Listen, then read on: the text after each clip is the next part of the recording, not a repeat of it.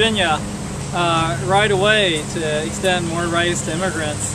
The new Children's Health Insurance Reauthorization Act passed in 2009 allows states to waive the 5-year waiting period for immigrants to qualify for children's health insurance, and I think it's a really good thing that we should extend. You know, if you're a child in this country and you wind up in a hospital, your chances of dying are 60% higher than a child with insurance. John Hopkins recently came out with a study on that. So it's just to echo Jim, it would be the right thing to do, and it's something that we can do here in West Virginia. Thank you. Yeah, Dave Parkins. Yeah. I want to introduce him because he wrote the Council of Churches policy on migration, immigration. I didn't. I'm the Justice and Advocacy Chair for the United Methodist Church here in West Virginia, our committee that deals with these issues. And I was very active here at the Capitol when my appointment was 10 miles up the road. I was able to get here. Last year, my bishop and cabinet saw it in their good graces to send me to Moorefield. And I say that with all good conscience. I love it up there. I love the mountains, I love the area, and I'm growing to love the people. And the thing I found in Moorefield, it's a small town. And so the immigrants in our midst are very, very visible there. I walk down the town of a small street in West Virginia, I see folks in various clothing. A lady that I see every day wears almost a full burqa from West Africa. It's not just an Hispanic issue in that part of our state. I know you shared that earlier. I have 4 gentlemen from the Congo who are refugees from the violence in that country that are now attending my church. And they have come, as Jim said, to work in the chicken plant that's there. It's hard work.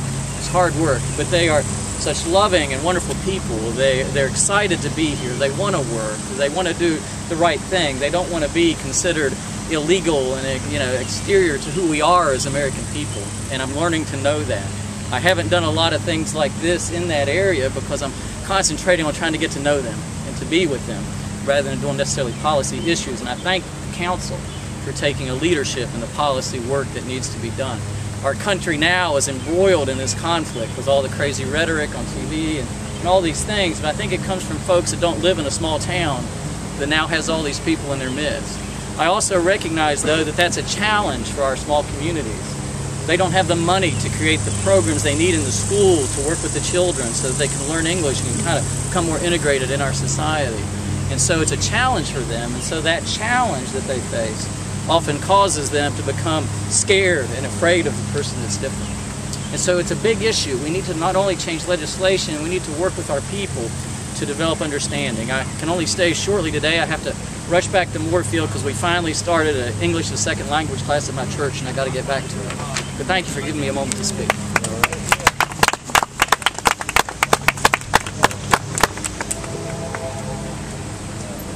Next we have Sam Hickman, who is going to lead us in This Land Is Your Land. Hoover, would you come hold this for us maybe and help us sing this? I think we'll all be fine. We all know the tune.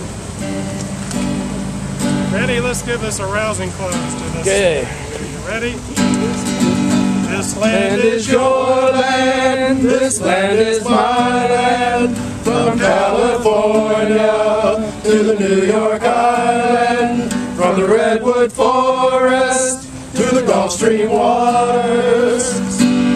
This land was made for you and me. Immigration is the sister's form of flattery. The promise of America shines bright and true. They're seeking liberty, working on opportunity, and to help this country stay strong and free. This land is your land, this land is my land, from California to West Virginia, from the Blue Ridge Mountains to the Gulf Stream waters. This land was made for you and me. This land was made for you and me.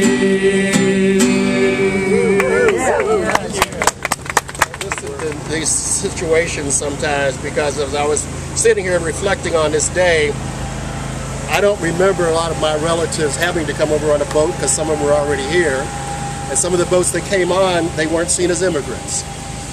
But guess what? This land is my land. This land is our land. And that's part of what we have to wrestle with and make real for other people, because other people made it possible for us to stand here today. It's funny, I brought this umbrella partly because the heat's increasing around immigration and everything else, and keeps some of the heat off. But you know, also that could be a protection, keep ward folks off, or it might even be able to help me find a way along the path to walk it. Before I came, I got a little email from our district executive, our UU, asking for two things. One, we had 5 of my colleagues who were arrested in Arizona and intentionally, and asking if we could help pay their bail, but also asking what's going on in terms of immigration reform in West Virginia, because they're trying to establish that around the country to let people know how they can go. And our first response was, well, we're just a small little state. We don't have a lot of folks of color here, a lot of immigrants in that sense. But you know what? Then I thought about that, and I was reminded of festival, Multifest. I was thinking particularly Multifest. Where did it happen? In this space. We have something to share with other people, because I think about the fact that Multifest in some ways was a response to a model that didn't work for everyone, and has become a festival that truly welcomes everyone. More food, more people, more interface, a sense of modeling multiculturalism and the cultures that we have together. So we have something to give to the rest of the country. We have done something in micro that could be a model for us to think about as the vision. Not always a statue, we don't want to have the walls. So, and we are people, many of us here gathered, of faith. And it is a religious response to say all are welcome. So let us, as we close, remember to thank the God of no name and many names, who is the creator of all of us, who in fact is the ultimate spirit of love. We call upon that spirit of love to help us to, in fact, break down the walls, not only along the borders, but within our hearts, and that separate us one from another. We ask the spirit of love to help empower us so that we can stand strong. We may be a few now, but can we grow this vision and remind people it is rooted in God's love for all, and we are all brothers and sisters. Let us reach our hands across the borders. Let us reach our hands and join one another and be, in fact, truly the people of God for all people, wherever they may be, including West Virginia. In the Spirit, let us say together, Amen. Amen.